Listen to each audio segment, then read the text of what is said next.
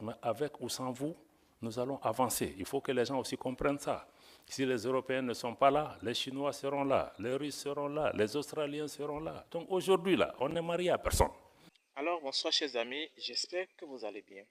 Je voudrais encore une fois vous remercier pour l'intérêt massif que vous avez porté à la rediffusion des vidéos et des parties clés du forum Grand Montana qui a eu lieu à Bruxelles sur l'Alliance des États du Sahel. Et je voudrais encore qu'on revienne sur ces moments clés et qu'on essaie de les décrypter, bien entendu, avec vous. Jean-Paul est parti, je ne sais pas, mais je veux le remercier, bien sûr, parce qu'il est un homme de vision. Et c'est sûr qu'il est un homme de vision parce qu'il a décidé d'organiser cette panel sur la question du Sahel. Et encore aujourd'hui, c'est nécessaire d'avoir une vision pour parler du Sahel. Ça peut sembler un peu étrange, mais c'est la vérité.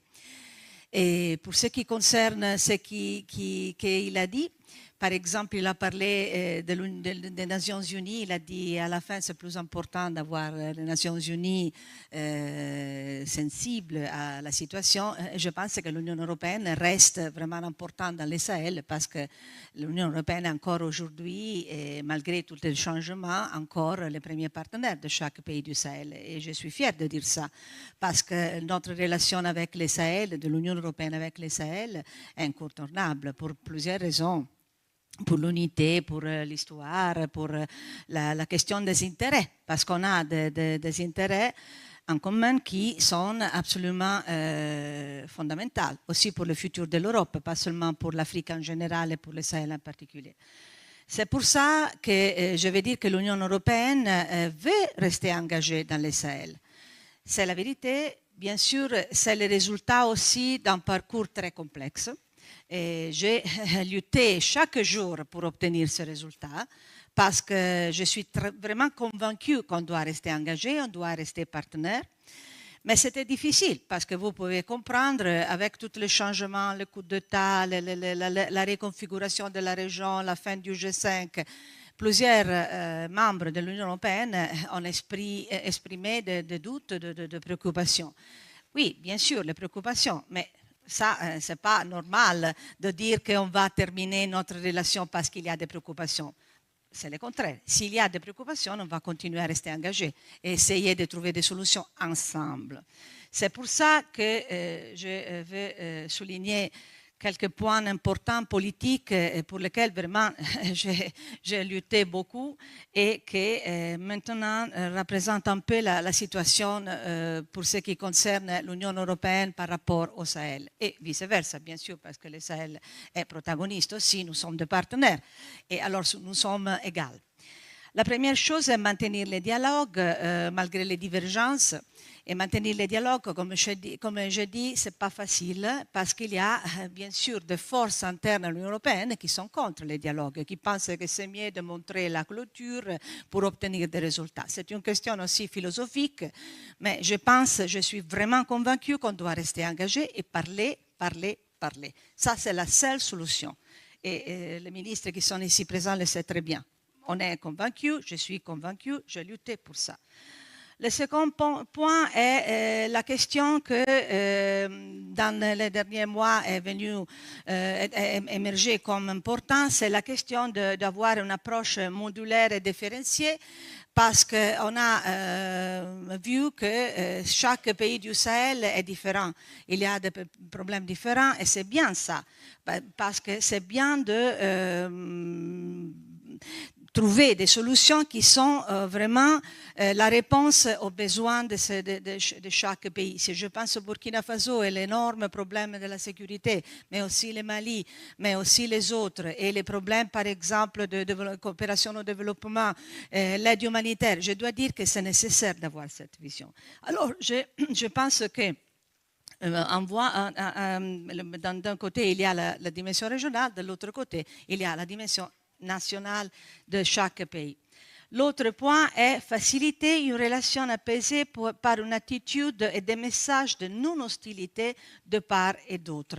Ça, c'est vraiment important parce qu'il y a des problèmes de communication entre nous. C'est difficile de se comprendre, a été dit déjà par Jean-Paul et par Stefano Manservisi, mais je dois dire qu'on peut trouver des solutions sur ce plan et on doit essayer d'obtenir des résultats de messages de non-hostilité pour ouvrir les portes, pour commencer une négociation sur les besoins mutuels qui sont un peu plus calmes, plus constructifs surtout. Ça, c'est vraiment important. La narrative est importante. Pour ça, je lutte chaque jour. Et ce n'est pas facile, je peux le dire, les amis ici le savent très bien. L'autre chose est renforcer notre capacité d'adaptation et de préparation. Quand je parlais des préoccupations, par exemple l'Alliance des États du Sahel, je dois dire que c'était un choc parce que, par exemple, l'Union européenne a décidé de soutenir la CEDEAO tout le temps, alors quand les 3 pays ont décidé de sortir de la CEDEAO, c'était un choc. C'est pas, on ne peut pas le cacher. Mais en même temps, on est convaincu, je suis convaincu, j'ai lutté encore une fois pour ça, qu'il y a des solutions locales. Et c'est une reconfiguration qu'on pouvait imaginer depuis un peu de temps, mais maintenant c'est une réalité, on doit s'adapter, être préparé au changement. C'est pour ça que je parle toujours, mais c'est un concept un peu nouveau, de résilience européenne. On parle toujours de la résilience de pays qui se trouvent dans des difficultés, mais l'Union européenne est capable de faire face à des changements ou non? C'est ça la question. On est capable de trouver des solutions qui peuvent vraiment favoriser nous, parce qu'on a des intérêts, et en même temps les pays qui sont partenaires, qui nous appelons partenaires. Ça, c'est l'autre chose importante. L'autre chose est, bien sûr, réaffirmer la question de la gouvernance. Alors, ça, c'est une question délicate et je fais un appel aux pays du Sahel parce que je sais que la question dans ce moment, c'est la souveraineté, l'identité. Bien sûr, on peut partager notre expérience. Pour nous, la gouvernance est importante. Je parle toujours avec les ministres de la région, mais aussi avec les chefs d'État, la société civile, et c'est toujours la même question. Pourquoi on demande un système de gouvernance qui marche? Aussi pour nous, pour mettre en place notre partenariat dans une manière très articulée, très efficace. Parce qu'autrement, s'il y a quelque chose de pas permanent qui ne peut pas garantir des interlocuteurs qui vont rester pour longtemps, pour nous, c'est difficile. Ce sont des questions aussi techniques, ce n'est pas une question politique. Bien sûr, sur la question de la démocratie, je suis d'accord. Par exemple, les élections, ce n'est pas seulement le jour des élections, c'est un processus. On doit l'accompagner. Le dernier point, je dois dire, c'est la question de notre crédibilité et notre capacité de communiquer. C'est un intérêt commun parce que la crédibilité, ce n'est pas seulement la question de la crédibilité de l'Union européenne. Les pays du Sahel souffrent beaucoup d'une question de crédibilité et aussi d'une narrative négative. Par exemple, je dois dire que la Mauritanie, dans ce moment, a trouvé une formule pour être vraiment appréciée et autre chose. Et les autres pays souffrent de cette narrative, mais nous avons les mêmes problèmes dans le Sahel. L'Union européenne n'est pas vue vraiment comme un partenaire parfait, bien loin de ça. Alors on doit travailler ensemble sur ça parce qu'on a besoin de travailler ensemble pour un futur en commun. Bien sûr, je conclue en disant que, comme je dis chaque fois, on doit développer un langage euro-africain ou africain-européen, comme vous voulez, pour trouver des solutions en commun. C'est difficile parce que je travaillais pour tout mon mandat, les trois années passées, pour maintenir les pays de l'Union européenne orientés vers le Sahel et les pays du Sahel orientés vers l'Union européenne. Parce qu'il y a des grand avantage qu'on peut partager parce que pour les pays du Sahel, bien sûr, avoir l'Union européenne comme partenaire, ça veut dire d'avoir un soutien dans la coopération au développement, la continuation de notre aide humanitaire qui est toujours garantie malgré les coups d'État, les changements. Ce sont des choses fondamentales pour la population et pour le gouvernement. Pour nous, c'est important parce qu'on a besoin du Sahel. Ce n'est pas quelque chose qu'on peut cacher. Notre intérêt est très fort. Ce n'est pas une question de principe, c'est une question d'intérêt, de travailler ensemble, parce qu'on a vraiment devant nous un futur dans lequel on sera ensemble. On doit travailler dans ce moment. Autrement, on va faillir sur tous les fronts, et c'est l'intérêt de l'Union européenne et du Sahel. À la fin, on doit s'aider.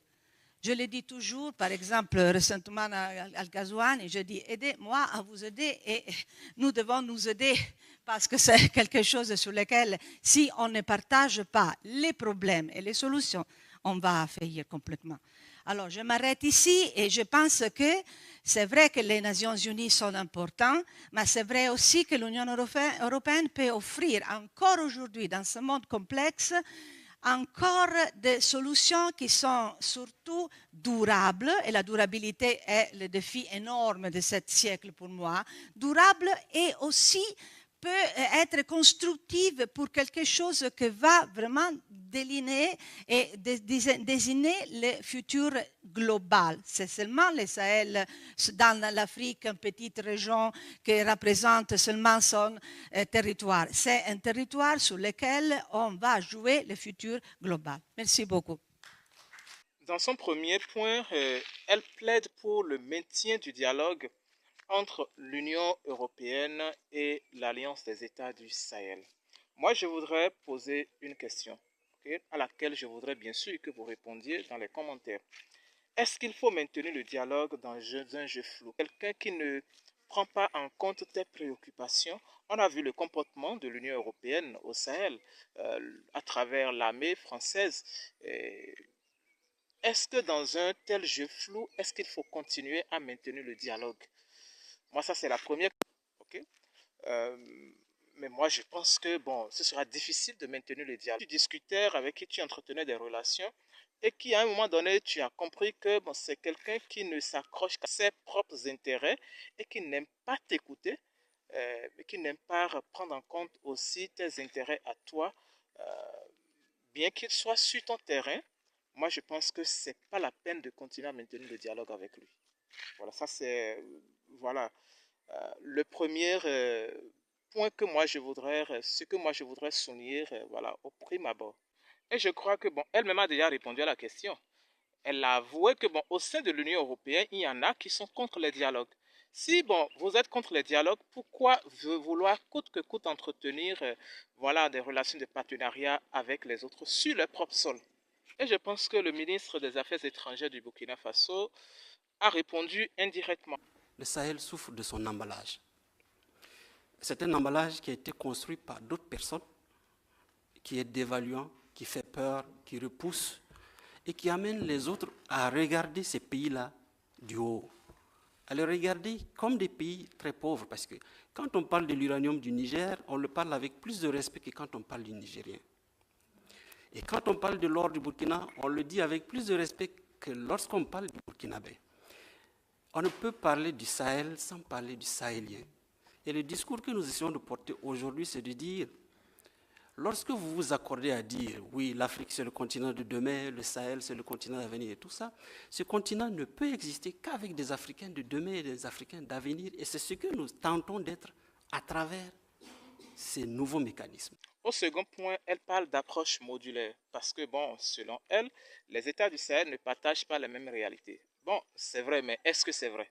Est-ce que c'est vrai? Parce qu'ils partagent, à ce que moi je sache, les mêmes défis sécuritaires. Ils ont subi ensemble les mêmes ostracismes de la part de l'armée française.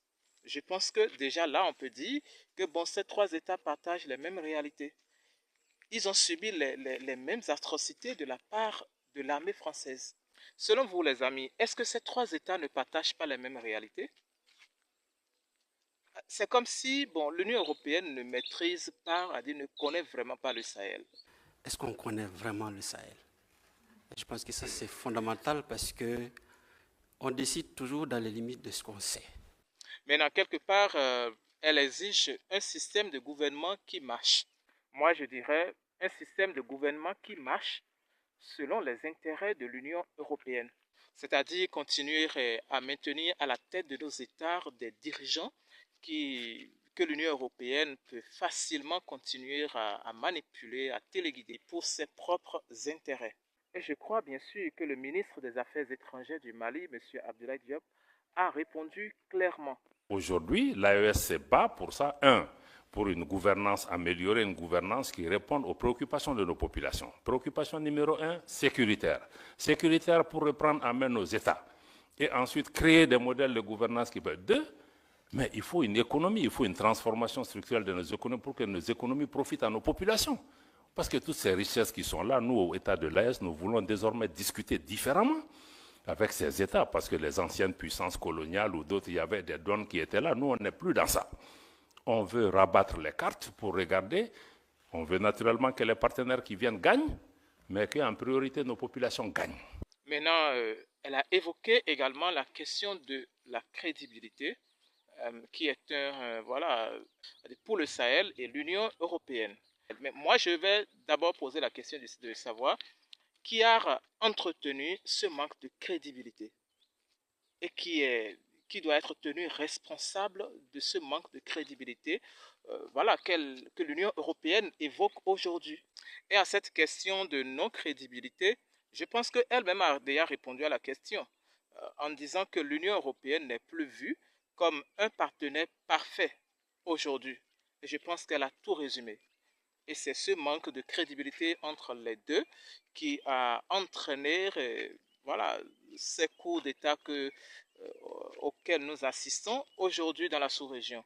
Okay? Dites-moi ce que vous pensez de cela dans les commentaires et à très bientôt pour une nouvelle vidéo.